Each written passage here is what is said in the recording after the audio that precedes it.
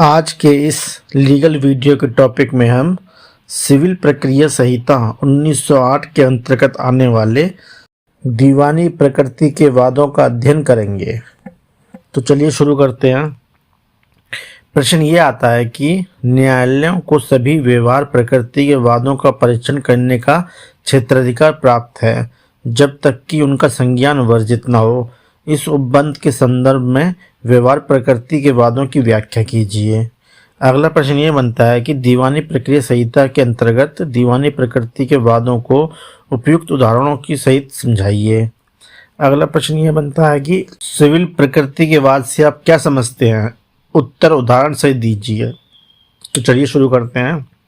इसका उत्तर देख लेते हैं। सिविल प्रकृति के वाद सिविल शब्द संहिता में परिभाषित नहीं है। सामान्यतः सिविल से तात्पर्य नागरिकों के निजी अधिकारों, दायित्वों एवं उपचारों से संबंधित होता है। अतः ऐसे वाद जो किसी नागरिक के निजी अधिकारों एवं उपचारों से संबंधित हों सिविल प्रकृति का वाद कहा जाएगा। संहिता की धारा 9 स्पष्टीकरण 1 के अनुसार सिविल प्रकृति का वाद उस वाद को कहते हैं जिसमें संपत्ति संबंधी या पद संबंधी अधिकार प्रतिपादित होता है।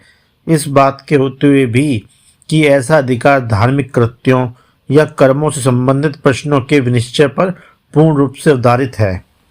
यदि किसी वाद में मुख्य प्रश्न या एकमात्र विचारणीय प्रश्न जाति संबंधी या धार्मिक कृत्यों या कर्मों से संबंधित है तो वाद दीवानी प्रकृति का नहीं होगा।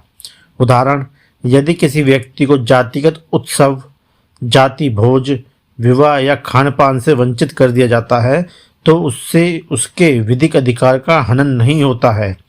ऐसा व्यक्ति सिविल वाद नहीं ला सकता। इसी प्रकार एक स्वामी या मठाधीश का यह दावा कि उन्हें विशेष उत्सव पर सार्वजनिक सड़क पर पालकी से ले जाया जाए, अगर ऐसा नहीं किया जाता है तो स्वामी या मठाधीश द्वारा पालकी में ले जाने के लिए वाद संस्थित नहीं किया जा सकता, क्योंकि उसमें विचारणीय प्रश्न का संबंध स्वामी की गरिमा या सम्मान से जुड़ा हुआ है, उसके विधिक अधिकार से नहीं।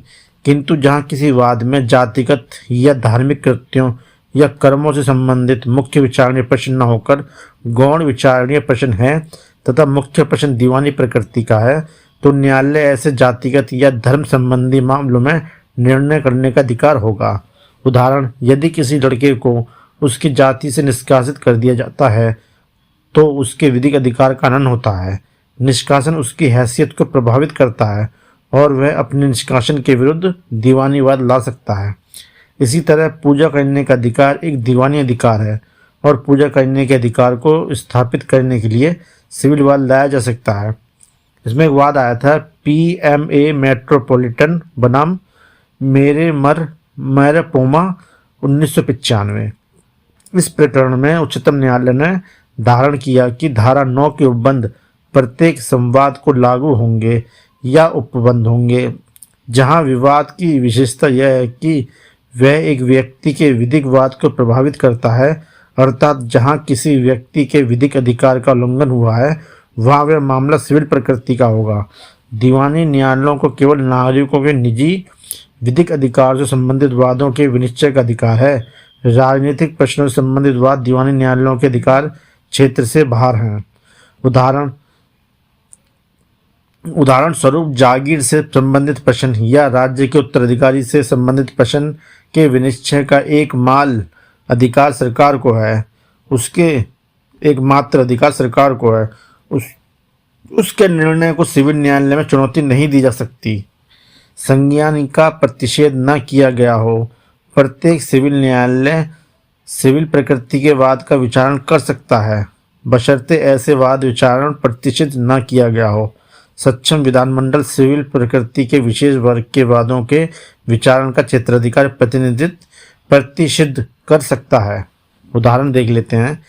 नंबर 1 पे है राजस्व न्यायालय के विशिष्ट क्षेत्र में आने वाले सिविल मामले। सिविल न्यायालय क्षेत्राधिकार से परे होते हैं। दूसरे नंबर पर दंड प्रक्रिया संहिता की धारा 133, 136, 137, 139 और 142 में पारित आदेश के विरुद्ध दीवानी वाद वर्जित है। अगला है विशेष अधिकरण द्वारा विचारणीय मामले भी सिविल न्यायालय के क्षेत्राधिकार में नहीं आते। मोटर दुर्घटना दावा अधिकरण तथा चुनाव अधिकरण विशिष्ट अधिकरणों के दृष्टांत हैं। इसी प्रकार बार काउंसिल, मेडिकल काउंसिल तथा विश्वविद्यालय घरेलू अधिकरण कहलाते हैं। इनके द्वारा विचारणीय मामले सिविल न्यायालय के क्षेत्राधिकार में नहीं आते। विवक्षित रूप से वर्जित विषय।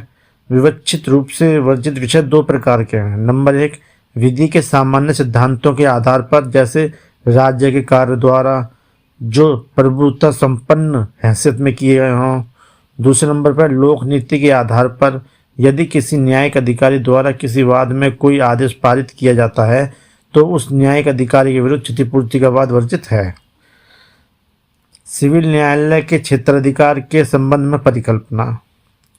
इसमें एक वाद आया था अब्दुल्ला बनाम भवानी 1966। एक अगला वाद आया था दुल्हा भाई बनाम स्टेट ऑफ एमपी 1969। उपरोक्त प्रकरणों में यह धारण किया गया कि सिविल न्यायालय के क्षेत्राधिकार के पक्ष में परिकल्पना की जानी चाहिए। अगला है सिविल न्यायालयों के क्षेत्राधिकारों को अपवर्जित करने वाले विधिक उपबंधों को कठोरतापूर्वक निर्वचन किया जाना चाहिए।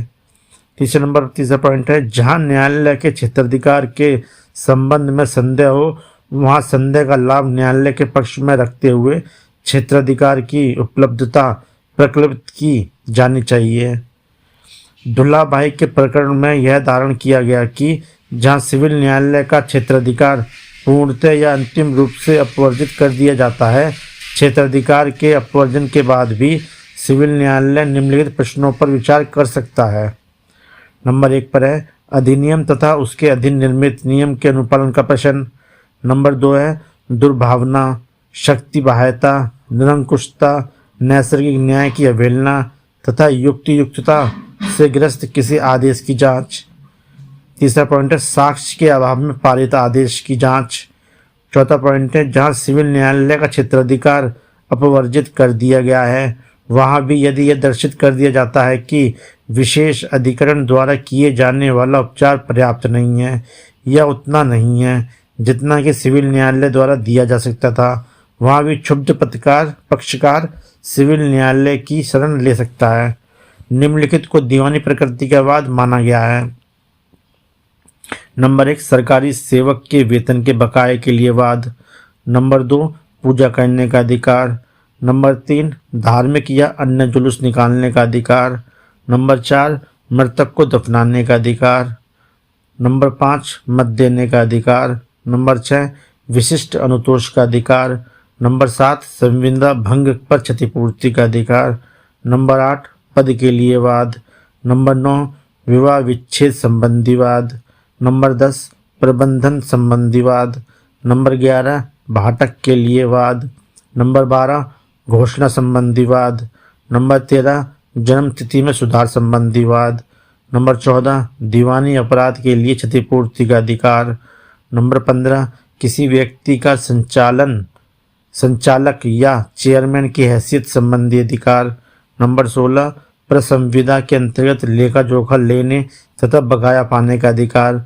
नंबर 17 संपत्ति या पैसा वापस पाने का अधिकार। नंबर 18 अभिध्याय कंट्रीब्यूशन पाने का अधिकार। नंबर 19 मंदिर या अन्य धार्मिक संपत्ति के संबंध में वाद। नंबर 20 किसी निर्वाचन को अवैध घोषित करने का वाद। नंबर 21 दाम्पत्य अधिकारों की पुनर्स्थापना के लिए वाद। नंबर 22 जाति से निष्कासन संबंधी वाद। नंबर 23 भागीदारी से संबंधित वाद, भाड़े के लिए वाद। नंबर 24 कॉमन लॉ राइट से संबंधित वाद।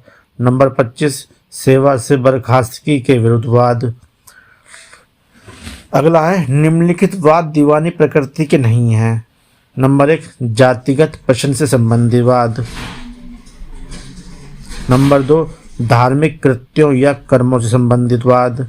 नंबर 3 गोपनीयता के अधिकार से संबंधित वाद। नंबर 4 स्वेच्छा से किए गए भुगतान से संबंधित वाद। नंबर 5 किसी पद के साथ जुड़ी हुई गरिमा की रक्षा के लिए वाद। नंबर 6 किसी अधिनियम द्वारा अभिव्यक्त रूप से वर्जित वाद। नंबर 7 लोकनीति के विरुद्ध वाद। नंबर 8 राजनीतिक प्रश्नों से संबंधित वाद। नंबर 9 चढ़ावे की वसूली के लिए वाद। नंबर 10 जाति से निष्कासन के विरुद्ध वाद। नंबर 11 सामाजिक कार्यों से वंचित किए जाने के विरुद्ध वाद। नंबर 12 एक जातीय भोज के निमंत्रण में उसी जाति के सदस्य को अलग रखने पर उसके द्वारा प्रस्तुत वाद। साथियों, अगर वीडियो पसंद आया तो लाइक और सब्सक्राइब कीजिए।